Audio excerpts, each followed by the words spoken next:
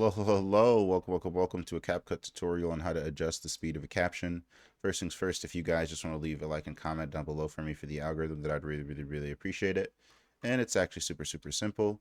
So I know CapCut is kind of famous for their auto captions, but they essentially put the text out for you. And let's say the text is too long. Let me change the color here so we can see it a little bit better. So let's say I say hello at this moment. We're just going to pretend that this text says hello. And I'm like, hello. I'm like, hello. And then the text is too long, or even in your auto captions. All you want to do is go ahead and click on the text that you want to make shorter.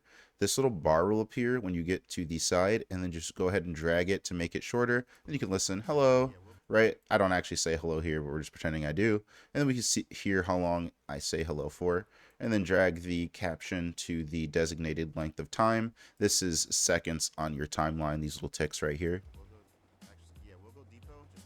And then once you're satisfied with the length, then yeah, you'll be pretty happy with that. If you guys have any questions, comments, or concerns, make sure to put them down below. But other than that, though, it's been a CapCut tutorial. Thank you.